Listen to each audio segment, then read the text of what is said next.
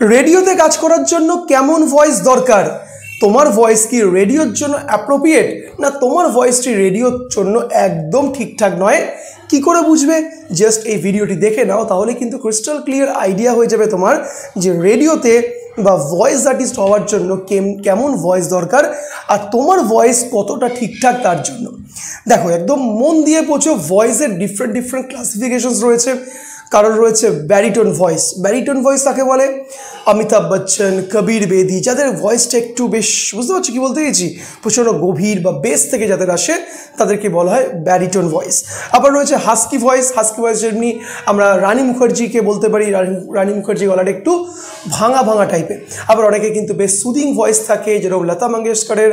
আবার কারোর ভয়েস কিন্তু সফট টাইপের থাকে, কারোর ভয়েসটা একটু সেমি হাস্কি থাকে।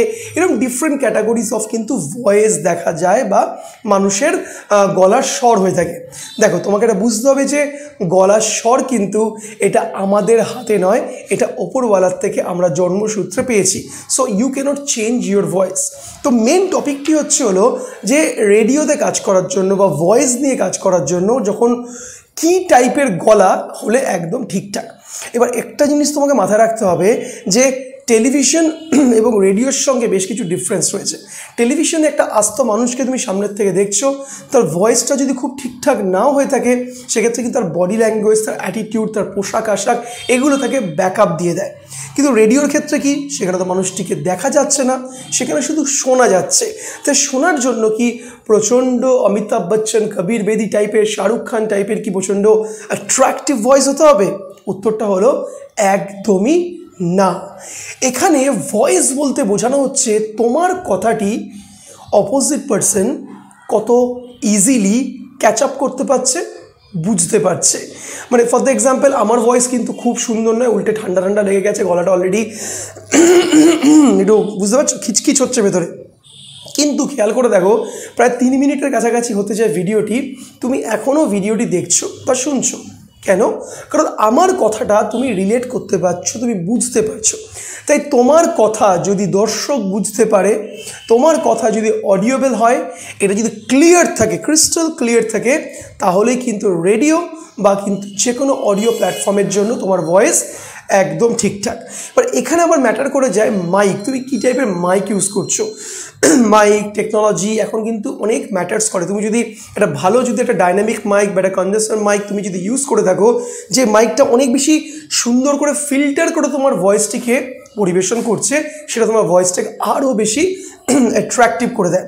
আমরা যদি এক্সাম্পল দেখি, সুদীপার রান্নাঘর, তোমার এই প্রোগ্রামটা দেখেছো নিশ্চয়ই। সুদীপা ম্যামের কিন্তু ভয়েসটা দেখেছো কেমন হাস্কি টাইপের, একদম চাপা। সে কত বড় ফেমাস হয়ে গেছে তার ওই ভয়েসটার জন্য। মানে একটু ভাঙা শট শুনলেই আমরা ভাবি সুদীপার রান্নাঘরের বোধহয় ভয়েস। যারা সুদীপার রান্নাঘর প্রোগ্রামটি দেখোনি, চাইলে আবার ইউটিউব করে দেখে আসতে পারো তার ভয়েস কোয়ালিটিটা বোঝার জন্য। কিন্তু এখানে তোমার ভয়েস যেমনই হোক না কেন, কতগুলো বৈশিষ্ট্য থাকতে হবে। কথাটা খুব আস্তে আস্তে ধরে ধরে বলতে হবে, যাতে অপোজিট পারসন বুঝতে পারে। কিন্তু বাঙালি ছেলে মেয়েদের খুব বড় সমস্যা, আমরা খুব ফাস্ট কথা বলি।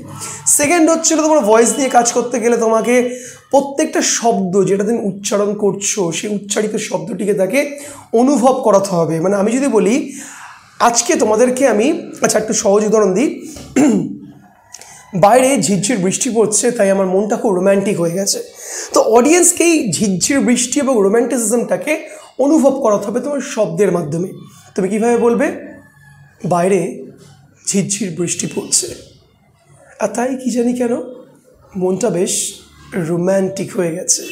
তো এই যে রোম্যান্টিক, এবার তুমি যদি বলো বাইরে ঝিরঝির বৃষ্টি পড়ছে তাই মনটি রোম্যান্টিক হয়ে গেছে, রেডিও থেকে অনুভব করবেই না। তো প্রত্যেকটা শব্দ তোমাকে অডিয়েন্সকে ফিল করাতে হবে তোমার ইমোশনস দিয়ে। তাই আস্তে কথা বলতে হবে, স্লো ইমোশন অ্যাড করতে হবে, প্রত্যেকটা ওয়ার্ডের যে ইনার মিনিং সেটা ভয়েস দিয়ে রিফ্লেক্ট করাতে হবে।